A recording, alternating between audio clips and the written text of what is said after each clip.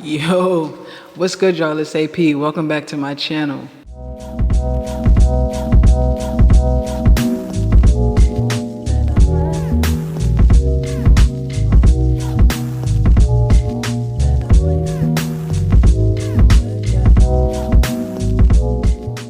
Y'all, it is December 31st, 2024.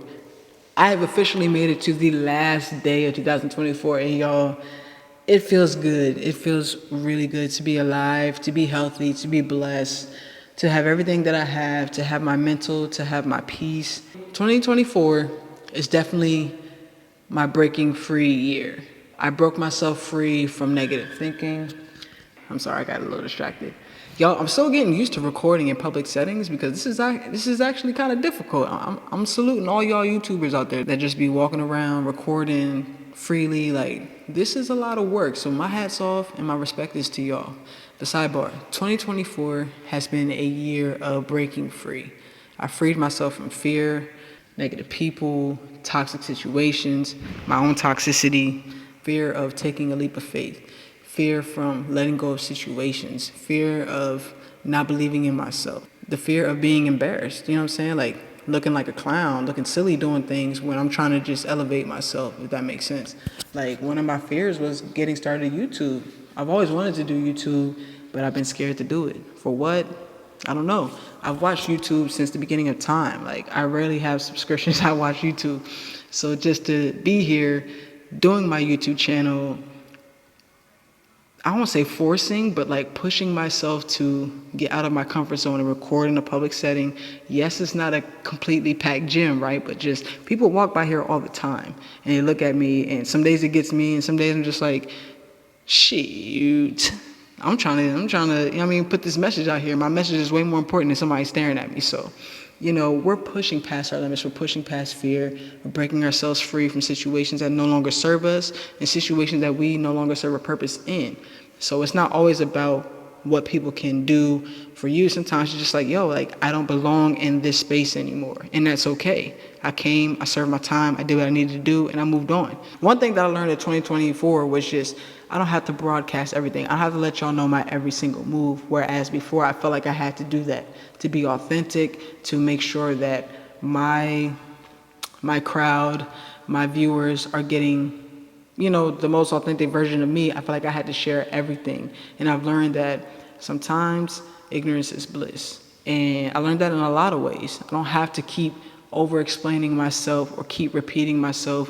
You know, I said it once, I might have said it twice, and that's enough, you know? Explain it thoroughly the first time, and after that, move on. You know what I'm saying? Sometimes we stay in situations longer than we need to. Sometimes we give people too much insight, too much information. We give other people the power to then pick apart our feelings and the things that we believe in or the things that we're trying to do to benefit them, when really at the end of the day you have to make sure that you're good. You know what I'm saying? As selfish, as crazy as that can sound, like you have to take care of you. If you're not taking care of yourself, how can you possibly love someone else, take care of someone else, provide for someone else, be present for anybody else? You know what I'm saying? And 2024, again, with breaking free, releasing fears, was also a year of taking care of me. And by taking care of me, y'all, I'm gonna get to that later, man, but by taking care of me, God has blessed me in being able to take care of mine. You know what I'm saying? And mine is taking care of me. 2024 really taught me how to have faith. And it's still a struggle, but I'm getting more comfortable with being uncomfortable while I'm waiting. I'm having a lot of conversations with myself, with others, just about how I can have more faith, how I can be more obedient to God, how I can surrender more to Him, what that even looks like. You know, like we all say like surrender to God, but you don't even know what that looks like sometimes. Like when you're in it, sometimes you just don't know what that was. And that was something I had to discover myself. Like, y'all, I'm still a baby. Even though I grew up in a church, I consider myself a baby Christian because this is the first time in my life consistently for the last year or so where I've been dedicated to praying. This year, I was very diligent in Bible study. First time ever, honestly. I started doing that a little bit earlier this year and really picked it up during the middle of this year. And it's been a game changer, just familiarizing myself with different verses, listening to other sermons, while I'm working out. I got a sermon on right now, like just constantly feeding the word into me so that I can really just understand what it is that I'm reading. I've read the book before, and then I would come back, not the whole book, but like I would read a chapter in the book. Like, let's say I read Genesis. As I listen to more sermons and stuff, I'm realizing like, yo, I think I really just skimmed through it, because how did I miss all these events? You know what I'm saying? So you're not always going to get it right the first time. And that would be my advice to anybody like me who has recently come into Bible study. It's just, you have to be patient. There was a time where I got extremely frustrated that I couldn't just grasp this one chapter. I couldn't understand it. I couldn't connect. I couldn't piece it all together. And it was so frustrating because I want to know, I want to understand it. I want to know exactly what I'm reading, but you have to be patient, be open-minded. You're not going to get it right the first, second, or third time, but just keep revisiting it. Keep fueling your mind and your body with things of God, if that's where you are on your journey, and it'll start clicking and start making sense. Just keep listening to different people speak about the Bible or speak about different chapters, different sermons. It'll lead you right back to it, and now I can be like, oh, I get it. You know what I'm saying? Like, I'm having those aha moments a lot more lately, just because I've been constantly feeding myself the word. That's been a game changer too, is again, my power hour, just constantly going to God, constantly talking to him, constantly praying, constantly dissecting his word,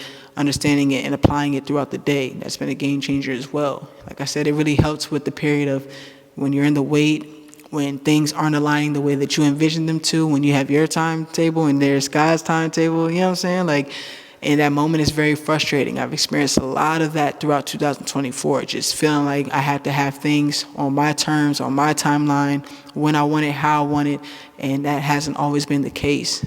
I think more times than not, it hasn't been the case.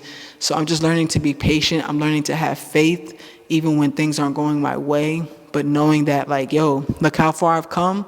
Look what he's brought me through. You know what I'm saying? I thought it wasn't going to get any better on that day, and it got better 10x. You know what I'm saying? I ain't trying to go off on a tangent, but it's just like, y'all, God's been great to me this year, y'all. He's been extremely great to me.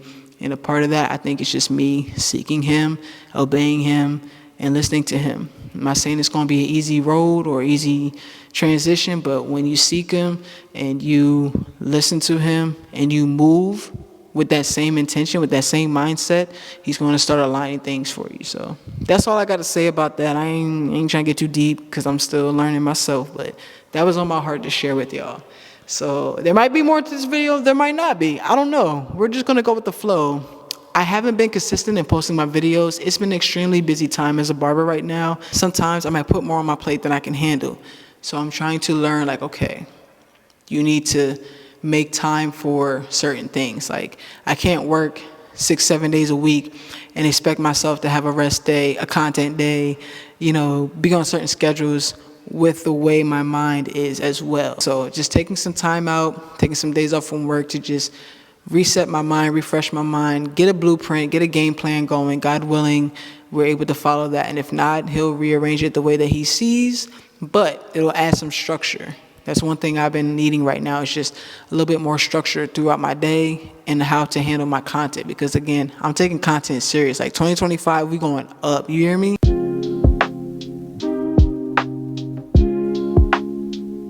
What's up, y'all? I'm back. Right now, we're about to work on the prayer board, and I'm really looking forward to this. It's a different type of version of a vision board, just more centered around God. Like I said, that's where I'm at in my life and where I want to be and where I want to continue growing. So we're going to fill this up with different prayers. There's going to be envelopes for like sections that you want to be specific about. It could be personal, finances, health, career, things like that. And then you put your prayers inside of them.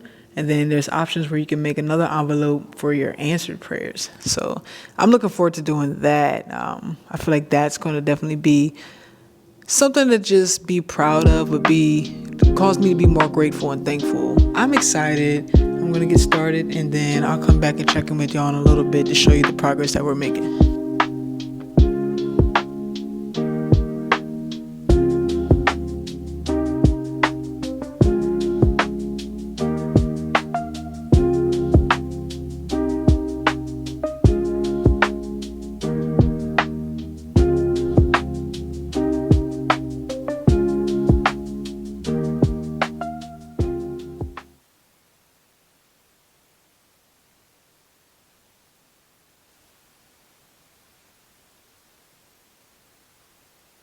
So we have different categories. I went with 6 categories. You can do however many you please. It's totally up to you.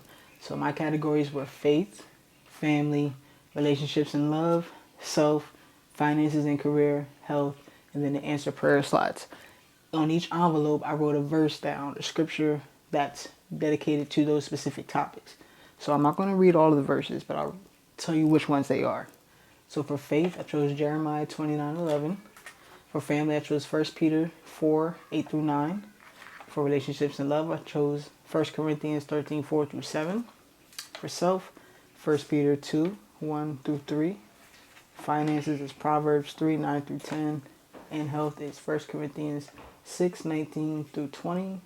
Answered prayers, I forgot the chapter number, but it's Matthew 7 through 9. I want to say it's the first, but I'm not entirely sure. But those are all the verses that I selected that fit each of these categories.